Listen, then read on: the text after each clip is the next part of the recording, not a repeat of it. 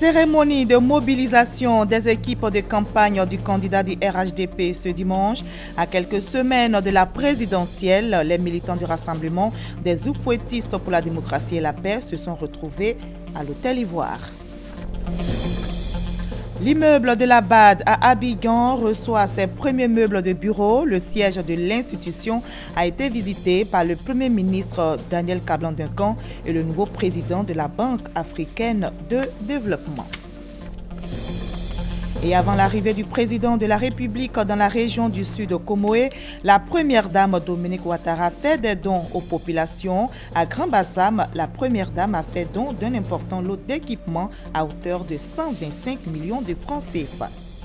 Et la Californie, frappée par une sécheresse sans précédent et ravagée par les flammes, des centaines d'habitations détruites, des milliers de déplacés. Bonsoir à tous, merci de regarder le journal de RTI 1. Commençons par la cérémonie de mobilisation des équipes de campagne du candidat du RHDP.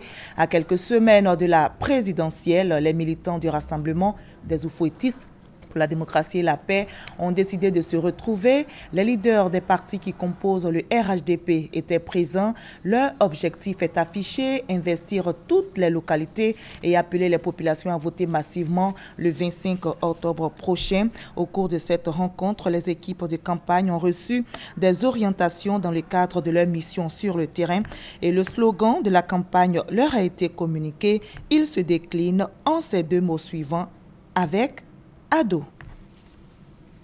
Le FPI se mobilise aussi pour la présidentielle du 25 octobre. La jeunesse du Front populaire ivoirien vient de présenter son équipe de campagne. La JFPI compte sillonner les contrées pour le candidat Afi N'Guessan. Les fédérations et directeurs régionaux de campagne ont reçu leur note de nomination. Adama Kamagate, Abou Sanogo.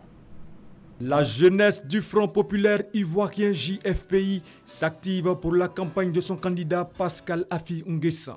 Ce samedi, elle a tenu une assemblée générale ordinaire dans la commune de Cocody. Objectif, présenter l'équipe de campagne jeune qui accompagnera le candidat du Front populaire ivoirien au scrutin présidentiel d'octobre. Nous sommes engagés pleinement de fond en comble dans cette campagne électorale parce que nous croyons à nos chances, parce que nous croyons à nos capacités, parce que nous comptons sur nous-mêmes, nous comptons sur les Ivoiriens. Mes militants sont déjà apaisés eux-mêmes, donc non nécessairement ils auront des comportements apaisés sur le terrain. 128 fédérations départementales et 32 directeurs régionaux de la JFPI ont reçu leur note de nomination. Des consignes leur ont été données par leurs responsables. Nous allons donc de ce pas-là rencontrer tous les militants dans les villages, dans les hameaux, dans les campements de notre département pour donc expliquer pourquoi il faut élire donc Afi N'Guessan. Je viens à peine de recevoir ma lettre de nomination pour investir le terrain politique de la meilleure manière qui soit, sans haine, sans guerre, sans bagarre. Toutes les sections de la jeunesse du FPI devront se présenter aux autorités politiques de leur localité, notamment les préfets, les sous-préfets et les maires. Élections transparentes et environnement apaisé en Côte d'Ivoire. Ce thème a fait l'objet d'un débat au cours d'une conférence organisée par le Club Initiative. Le débat a été conduit par deux hommes politiques et un acteur de la société civile. L'objectif est d'inculquer à la jeunesse ivoirienne la culture démocratique, nous explique Nou Sangaré et Graskando. Dans quelques semaines, les Ivoiriens iront aux urnes pour élire leur président.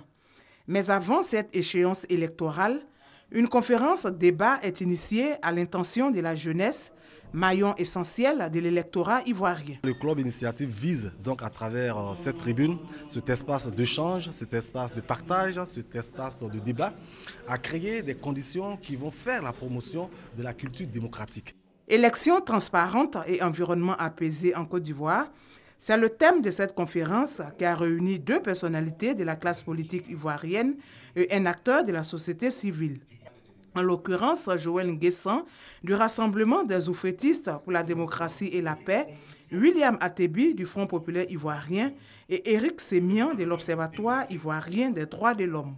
Il faut rétablir le contrat de confiance. Et le rôle de la société civile ivoirienne, c'est de travailler pour que le contrat de confiance soit rétabli entre Ivoiriens, surtout au niveau de la mise en place des institutions en charge des élections. Notre souhait, c'est de voir ces élections nous réconcilier enfin avec la démocratie. Le candidat du Front populaire ivoirien, le Premier ministre Pascal Affi N'Guessan, s'inscrit résolument dans cette dynamique. Il souhaiterait que tous les acteurs se mettent à cette paix et que nous allons à ces élections-là. La jeunesse, consciente de la responsabilité qui lui incombe, entend jouer sa partition en vue d'une élection apaisée. Quand on connaît également un passé plus ou moins récent, dans le cadre de la crise post-électorale, nous estimons que c'est une occasion de formation, d'apprentissage qui va contribuer effectivement à des élections beaucoup plus apaisées. La rencontre des communicants est à sa 2e édition. Elle vise à créer un cadre favorable aux échanges et à la cohabitation pacifique. L'association Sukio Maïkari s'intéresse aux causes spirituelles des conflits et des guerres. L'association vient d'organiser une conférence publique sur le sujet et elle propose des solutions pour éviter une crise post-électorale. Hamza Diaby.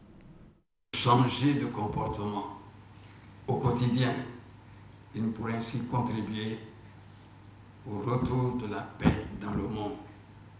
Dieu est au centre de tout. Le respect des principes divins, l'examen de nos valeurs et le choix d'une meilleure voie pour l'humanité. Voilà ce qu'enseigne l'association Sukio Maïkari. Si l'on ne veut pas assister à la dégénérescence de l'âme, l'esprit et le corps, source de confusion. Souvent, la déchéance de l'être humain est telle qu'il se comporte comme une bête sauvage. Les exactions, les génocides et les nombreux massacres perpétrés pendant les conflits armés et les guerres dans le monde nous le rappellent. Pour le cas précis de la Côte d'Ivoire, Audi Marc Duclos suggère de ne pas laisser vaine la mort des victimes des crises passées si l'on veut éviter le retour de conflits et de guerres dans le pays. Il préconise une cérémonie commémorative en l'honneur des disparus dans le but d'apaiser et de réconforter leurs âmes. La conférence est appréciée. C'est une initiative heureuse. Tels événements qui sont survenus pendant ces 10 dernières années, bien que cela ne se reproduise plus jamais. Inviter le peuple à oublier, à pardonner, à oublier, et puis de changer totalement de comportement pour que la paix, n'est-ce pas, revienne en Côte d'Ivoire. Le conférencier ajoute que la paix est un trésor. Pour la construire, il sera nécessaire de cultiver un esprit dénué de tout antagonisme, arrêter de dire du mal des autres, de les juger et apprendre à pardonner. Le directeur régional de campagne du RHDP de l'Indénié du Hablin a été investi. Pascal Abinakwakou et son équipe ont été installés par le directeur national de campagne du RHDP, Kwadio Aousoujano. La cérémonie a vu la participation des cadres et militants de base des partis politiques, membres du RHDP. C'était en présence de Mamadou Kwasi. Les cadres, les élus, les responsables des sections et les militants de base des partis membres de RHDP mobilisés tous autour de Pascal Abinakwakou, nouvellement installé directeur régional de campagne du RHDP pour le compte de la région de l'Indénié du Hablin. Une mobilisation pour traduire leur union autour de la réélection de leur candidat, le président Alassane Ouattara. Pour ces responsables locaux de campagne du RHDP, la victoire du candidat Alassane Ouattara partira de l'Indénié du Hablin. Nous sommes prêts à apporter notre énergie, notre foi, notre enthousiasme et notre détermination à la victoire triomphale et éclatante de notre candidat au premier tour. Le ministre d'État, Aousoujano Kwadio, directeur national de campagne du RHDP, salue la cohésion qui règne entre les cadres et les militants. Il exhorte l'équipe de campagne à investir le terrain et à impliquer toutes les forces vives de la région pour la victoire de leur candidat dès le premier tour. Dès cet instant, vous êtes mis en mission pour parcourir tous les hameaux, tous les villages et toute cette belle région pour porter le message de paix, le message du rassemblement, le message de la construction. Nous comptons sur vous. L'équipe de campagne a reçu l'onction de la chefferie traditionnelle pour la réussite de cette mission. Le directeur régional de campagne Pascal Abinakwakou a fait donner 50 motos et de 3000 t-shirts pour la période de la pré-campagne. Des dons pour renforcer les actions entamées en vue d'accorder un second mandat au président Alassane Ouattara. Les militants de la coordination UDPCI de Divo ont effectué leur rentrée solennelle, une rentrée politique placée sous le signe de l'union et de la cohésion autour de la candidature du candidat du RHDP. La coordination en a profité pour faire le bilan de ses activités. On retrouve Mamadou Kwasi. Une rentrée politique à la lutte d'une retrouvaille. Les militants UDPCI des régions du Logui-Bois et du Gor se sont retrouvés à Divo pour faire le point de leurs activités. Occasion également pour cette coordination du parti arc-en-ciel de poser les jalons des prochains défis. Et pour le docteur Famoussa Koulibaly, le premier défi à relever, c'est la réélection du président Alassane Ouattara dès le premier tour. Mais avant, l'UDPCI est en train de tisser sa toile dans cette partie de la Côte d'Ivoire. Selon le secrétaire régional de l'UDPCI, le nombre de sections est passé du simple au triple, chose qui fait de l'UDPCI l'un des partis les plus représentés dans les régions du Logui-Bois et du Gor. Nous avons dit que nous soutenons le président Alassane Ouattara. À Divo ici, nous devons être à même de pouvoir dire tel nombre de militants UDPCI ont effectivement suivi les consignes du président du parti et nous avons effectivement été à la base de la réélection au premier tour de son excellence Alassane Ouattara. Des actions saluées par le président du parti arc-en-ciel. Le docteur Albert Mabrouk-Touakeus exhorte ses militants à investir le terrain afin de porter le message de la direction du parti, celui de se mobiliser pour la réélection du président Alassane Ouattara. Je voudrais tous vous mettre en mission, vous engager pour la campagne de notre candidat, vous engager pour la campagne d'Alassane Ouattara, vous engager pour que Divo, le 25 octobre prochain au soir, réalise l'un des meilleurs scores possibles. Et je sais que les femmes, les jeunes et tous ceux qui sont à Divo sont capables de nous donner ces résultats. Le secrétariat régional de l'UDPCI du Gor et du Logui-Bois enregistre aujourd'hui plus de 20 000 militants. Avant l'arrivée du président de la République dans la région du Sud Comoé, la première dame, Dominique Ouattara, a fait des dons aux populations. À Grand Bassam, la première dame a fait don d'un important lot d'équipements à hauteur de 125 millions de francs CFA. Madame Dominique Ouattara a aussi augmenté l'enveloppe du fonds d'appui aux femmes du département qui passe de 125 millions à 200 millions de francs CFA. Explication Thomas Kissambi. La voie était tout indiquée de cette façon aux femmes du département de Grand Bassam dans l'après-midi du 12 septembre, vers la bordure de mer. C'est bien là que les présents de Dominique Ouattara, première dame de Côte d'Ivoire, attendent ses potentiels bénéficiaires. Avant la remise officielle de l'important lot de matériel, la communion fraternelle et les mots aimables ont droit de citer. Toute chose qui facilite l'adresse de Patricia Sylvie Yao, représentant l'épouse du chef de l'État à l'occasion. Mesdames et messieurs, la première dame se bat pour le bonheur de ses sœurs et de ses enfants de Côte d'Ivoire. C'est donc une vocation que je voulais rappeler. Ce n'est pas circonstanciel, ce n'est pas de l'opportunisme, c'est quelque chose qui lui vient du fond de son cœur. Elle n'arrêtera pas de sitôt. Le fonds d'appui aux femmes de Côte d'Ivoire. À Bassam, vous en avez déjà bénéficié à hauteur de 125 millions, monsieur le préfet. La première dame, à la faveur de cette visite, me charge de vous dire qu'elle augmente le fonds pour passer de 125 millions à 200 millions pour le département de Grand Bassam. C'est inédit.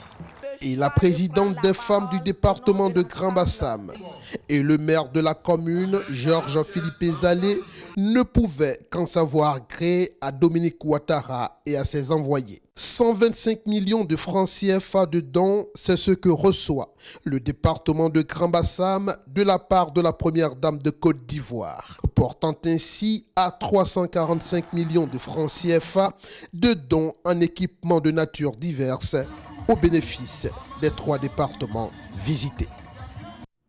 À Diaké est la première étape de la visite du chef de l'État dans le sud Comoé.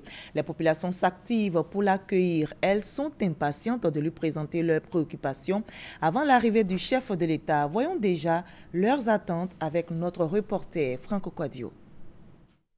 Des voyageurs sur le quai du débarcadère principal d'Adiaké. Leur destination, la sous-préfecture d'Etueboué. Là-bas, sur l'autre rive, et les villages alentours. C'est le seul moyen pour s'y rendre. L'accès par la route, un détour d'environ 100 km. L'enclavement, le principal problème d'Adiaké. ville du sud Comoé.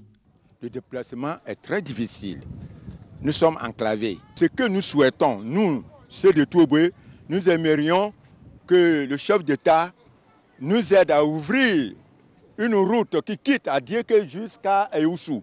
Une situation d'enclavement qui offre peu de perspectives selon les jeunes de la localité. Ici à Diaké, en ce qui concerne les jeunes, il n'y a aucune infrastructure pouvant offrir de l'emploi. À part les taxis que vous voyez ici, absolument rien. Bon, souvent, comme il y a de l'eau, les jeunes, ça donne à des activités de pêche. Autant de préoccupations portées par les populations à l'attention de l'autorité administrative. Pour que le chef de l'État soit justement informé objectivement sur les préoccupations des populations, voilà, nous avons participé à la confection du livre blanc avec la compréhension de toutes les composantes de la population. Mais nous avons estimé qu'il fallait d'abord que les 3 composantes de notre département, à savoir les 3 sous-préfectures, soient reliées au chef-lieu. À Diaké, première étape donc de la visite du chef de l'État dans le sud Comoé. Les attentes sont nombreuses. La ville se part de ses plus beaux atouts pour réserver à l'hôte de marque un accueil des plus chaleureux. Et l'Indénié Guablin attend aussi le président de la République. Aben Gourou, chef lieu de région, se prépare activement. La ville est entre réunions et travaux d'urgence. Voyons cela avec Eugène Atoubé. À Aben Gourou, chef-lieu de la région de l'Indénié Guablin, on en parle dans tous les milieux. La visite du président de la République est de tous les sujets de cette fin de vacances, celui qui alimente la chronique locale. Une visite assurément sur fond d'attentes et besoins à combler. Ce que nous attendons de notre président, c'est de construire des infrastructures ici pour nous aider, nous les jeunes. C'est le même problème qui se trouve ailleurs. Il ne sera pas étonné de trouver les rues coupées, mal faites. Nous sommes convaincus de ce que le chef de l'État va nous faire des annonces importantes. Le roi de l'Indénié, Sa Majesté Nana Bouakwasi III et sa cour, les élus locaux, les cadres et populations de l'Indénié Guablin sont impliqués dans l'organisation. Dans le royaume de l'Indénié, la visite d'État du président Alassane Ouattara a une signification toute particulière et son accueil est annoncé comme royal. Il y a le roi qui a convoqué toute la population, d'Aben jusqu'à Bétier, tout le monde est au courant. Je suis convaincu que cette visite donnera satisfaction à toutes les populations qui vivent dans cette région. Sur le terrain, les choses se font avec Munici et le préfet de région. Aidé du président du conseil régional de l'Indénié Guablin, veille à tout, même aux plus petits détails. Les réunions se multiplient, toutes les composantes de la population sont mises à contribution et les commissions techniques ont reçu leur feuille de route. Objectif, faire de la visite du président de la République dans l'Indénié Guablin une fête totale. Nous avons déjà mobilisé les 3/4 des personnes à mobiliser. Le reste, ça va être les derniers ratissages avec des mini-shows dans les quartiers. Aujourd'hui, nous sommes presque prêts et vous allez voir, Aben Gourou va grouiller du monde parce que c'est une visite qu'il faut rappeler qui a été souhaitée par la population depuis très longtemps.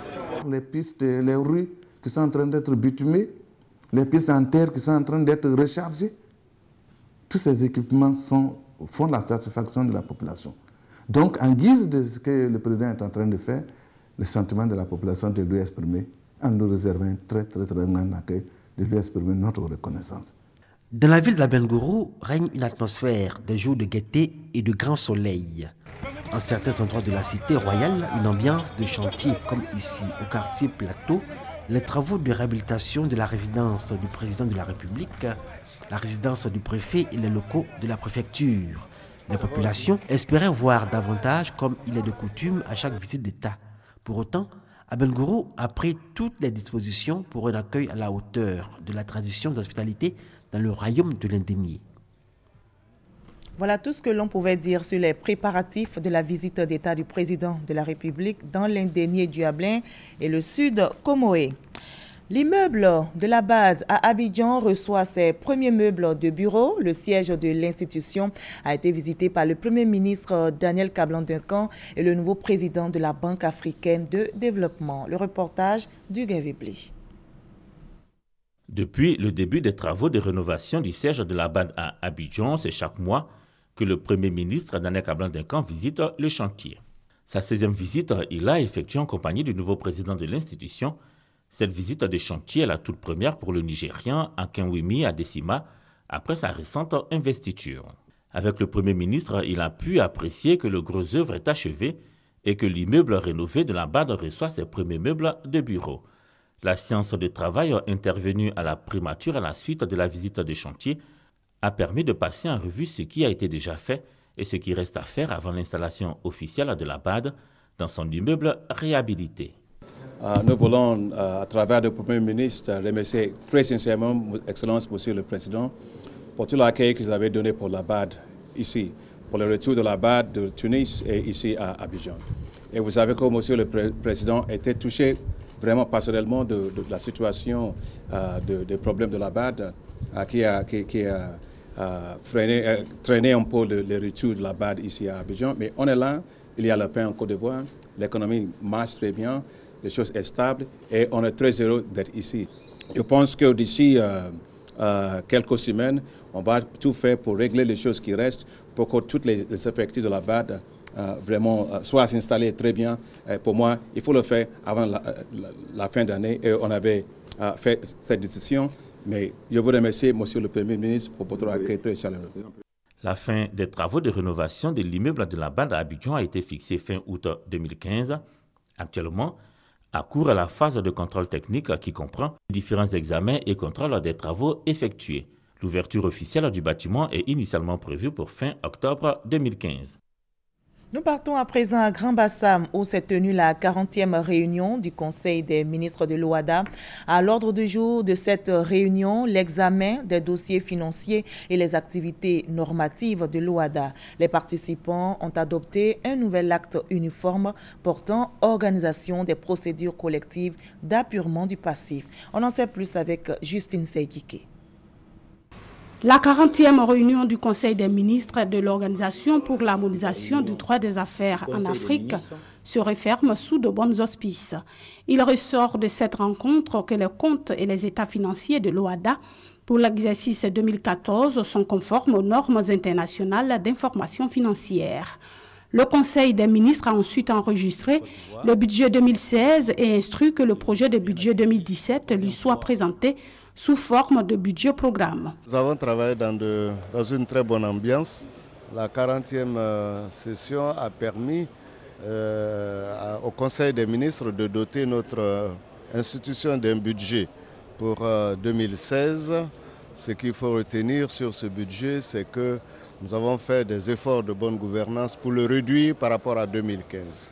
Quand bien même nos ambitions demeurent au même niveau, les moyens que les États mettent à notre disposition seront réduits. Il a pris acte des avancées enregistrées dans le processus de révision de l'acte uniforme portant organisation et harmonisation de comptabilité des entreprises ainsi que de l'acte uniforme relatif au droit de l'arbitrage, ce qui a abouti à l'adoption d'un nouvel acte uniforme portant organisation des procédures collectives d'appurement du passif AUPC.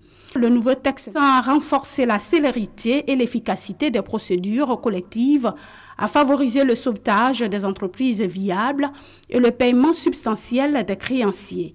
Il constituera de la sorte un levier important d'accès à un meilleur financement pour les entreprises, de préservation et de création d'emplois et de promotion de la croissance économique dans les États membres de l'OHADA.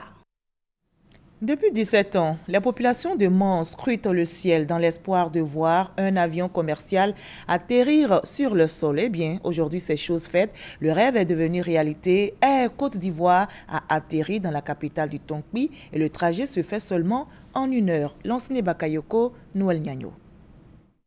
Pour ce vol inaugural de la compagnie nationale, la population est sortie en grand nombre, malgré les 20 km qui séparent l'aéroport du centre-ville de Mans.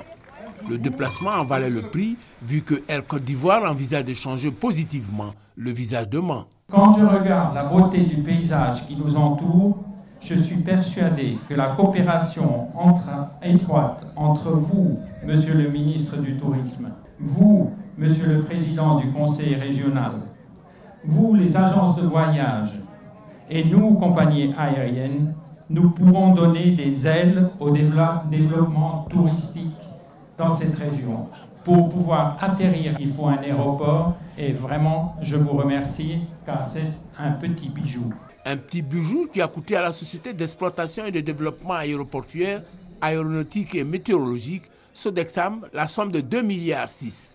Le nouvel aéroport a été mis aux normes internationales avec une piste entièrement bitumée, un parc météo équipé, un bloc technique avec une tour de contrôle. Le gouvernement, en créant la compagnie Air Côte d'Ivoire, a voulu marquer son ambition au niveau du transport aérien de faire de la place d'Abidjan le hub de l'Afrique de l'Ouest et centrale. Ces efforts du gouvernement, les usagers apprécient fortement. Quand nous avons effectué ce vol inaugural, nous avons d'abord des sentiments de joie, des sentiments de fierté d'appartenir à la Côte d'Ivoire. Air Côte d'Ivoire, c'est aujourd'hui 5 destinations nationales.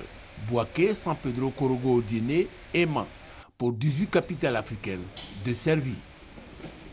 La Côte d'Ivoire et la France renforcent leur partenariat dans le domaine des technologies, de l'information et de la communication. Les deux États ont signé une convention. La Côte d'Ivoire veut se conformer aux nouvelles exigences technologiques et la convention va permettre donc aux entreprises ivoiriennes de bénéficier de l'expertise française en matière du numérique. Félix Amani, Adama Koné. Les technologies de l'information et de la communication sont aujourd'hui incontournables pour le développement et la croissance. Consciente de cette réalité, la Côte d'Ivoire accroît ses potentialités dans le secteur. En témoigne cette signature de convention avec la France dans le domaine du numérique. Une convention qui permettra de faire un bond qualitatif dans la formation technologique. Nous associons à notre action évidemment tous les acteurs privés. Je suis heureux que le Gothic nous soutienne dans ce projet-là, qui est un projet national aujourd'hui. Et je suis heureux que le Gothic signe cette convention avec son homologue français. La France, c'est le premier partenaire économique de la Côte d'Ivoire. Représentante du gouvernement français pour apporter mon soutien à cette initiative de création d'une alliance franco-ivoirienne du numérique qui permet d'unir les organisations professionnelles qui travaillent dans ce secteur. Ce partenariat constitue une véritable opportunité de croissance pour les hommes d'affaires sur le marché local et régional. Ce partenariat va nous permettre de mettre en place des écosystèmes pragmatiques entre des opérateurs français et des opérateurs ivoiriens pour adresser de façon structurée tous ces grands marchés de la sous-région. Cette cérémonie de signature de partenariat va profiter à un ensemble d'entreprises du secteur privé qui œuvrent dans le domaine informatique. La moralisation de la vie publique en Côte d'Ivoire, moralisation matérialisée par la charte d'éthique de l'agent public. Pour expliquer en détail ses principes et valeurs, le professeur Joseph Assi-Kodjis, directeur du cabinet adjoint au ministère de la fonction publique et de la réforme administrative, était l'invité de Delphine Blas au magazine du dimanche. Il a expliqué comment l'agent public qui respecte la charte peut contribuer à l'émergence de la Côte d'Ivoire. Voyons un extrait. Nous avons commencé à réformer par les réhabilitations physiques. Donc il y a un certain nombre de bâtiments qui étaient très vétustes. Nous les avons réhabilités. Nous avons également procédé à l'équipement des services. Et donc tout ça est fait pour redonner envie de travailler au niveau de la fonction publique. La charte que nous avons mise en place donne un certain nombre de règles. Il y a les sensibilisations, il y a la formation également. Ce sont autant de mesures qui nous permettent de moraliser notre administration publique. En ce moment-là, il faut former tout le monde. Il faut former aussi bien les agents publics, il faut également former les usagers. Parce que vous savez, au niveau de notre administration, nous sommes confrontés à différentes sortes de problèmes. Nous avons au niveau de la fonction publique, par exemple, mis en place un service d'accueil, mais tous les jours, nous avons des plaintes, aussi bien donc, de notre service d'accueil que d'usagers. Et donc, il faut former tout le monde, il faut sensibiliser tout le monde aux nouvelles règles de fonctionnement de l'administration publique. L'agent public doit retenir qu'il est aujourd'hui plus que jamais un élément majeur du projet d'émergence. Et donc, pour réaliser ce projet-là, il doit se tenir aux différentes règles et aux différentes valeurs qu'on doit développer au niveau de notre administration publique. Revenons sur la cérémonie de mobilisation des équipes de campagne du candidat du RHDP qui s'est tenue donc aujourd'hui dimanche. Au cours de la rencontre, les équipes de campagne ont reçu des orientations dans le cadre de leur mission sur le terrain. Le slogan de la campagne leur a été communiqué. Il se décline en ces deux mots suivants avec ado. Allez, je vous propose d'écouter maintenant le candidat du RHDP, Alassane Ouattara. Je vous demande à tous, directeurs régionaux jusqu'aux simples responsables de section, soyez sur le terrain. La politique, c'est d'abord le terrain. Et je compte sur vous. Oui, allez-y sur le terrain et dites à tous nos concitoyens que nous voulons continuer de vivre en paix, que nous rejetons la violence. Oui, que nous voulons faire en sorte que la Côte d'Ivoire sorte des tourmentes que nous avons vécues. Et les actes isolés de perturbation de ces 3 derniers jours par quelques jeunes ne doivent pas vous émouvoir. Comme je dis, il faut pardonner. Nous devons continuer de dire que nous sommes des oufouettistes, les vrais oufouettistes. Nous voulons la paix, nous voulons bâtir notre nation. Nous voulons une nation de progrès. Oui, nous voulons une Côte d'Ivoire moderne. Nous devons présenter aux Ivoiriens ce que nous voulons proposer pour les 5 prochaines années. Je voudrais donc vous rassurer les uns les autres et dire à tous nos concitoyens que ces élections seront démocratiques, elles seront apaisées. Oui, ces élections seront apaisées. Et je voudrais surtout demander que tout soit fait pour qu'il en soit ainsi. Donc je lance un appel à tous les candidats de tenir compte de ce climat de paix que nous avons réussi à construire difficilement au cours de ces 4 dernières années. De faire en sorte que leurs propos ne remettent pas en cause ce climat de paix. Oui, nous voulons une campagne responsable. Nous voulons une campagne responsable. Nous voulons une campagne paisible. Nous voulons une campagne civilisée. Nous sommes pour le dialogue. Chers compatriotes, chers militantes, chers militants, merci pour votre confiance. Je sais que le 25 octobre est une date importante pour notre pays, pour chacun de nous. Je suis convaincu, comme le disait mon aîné, que les Ivoiriens feront le bon choix. Nos concitoyens feront le bon choix. Nous leur faisons confiance. La Côte d'Ivoire et les Ivoiriens ont trop souffert ces 10 dernières années avant 2011 pour retourner dans les aventures et dans l'irresponsabilité.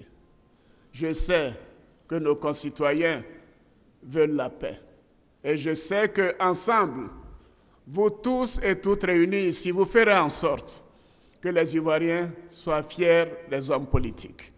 Oui, mon rêve, c'est de faire en sorte qu'à l'issue de ce second mandat, que les compatriotes voudront bien me donner, que les Ivoiriens aient une autre vision des hommes politiques. Oui, que les hommes politiques soient des personnes qui aiment leur pays, qui aiment les Ivoiriens,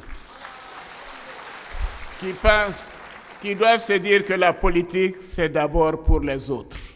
Ce n'est pas pour soi-même. Voilà, c'était l'intervention du candidat du RHDP, Alassane Ouattara. La Californie, frappée par une sécheresse sans précédent et depuis des mois ravagée par les flammes, des centaines d'habitations détruites, des milliers de déplacés. Les incendies se poursuivent en Californie et ce dimanche, pas moins de 13 incendies se sont déclarés au nord et au sud de la Californie. Hier samedi, 4 pompiers ont été blessés en luttant contre un nouveau feu de forêt qui s'est déclaré l'après-midi dans le comté des Lacs. C'est la fin de cette édition. Merci à vous tous de votre aimable attention. À 23h, retrouvez Maïsako.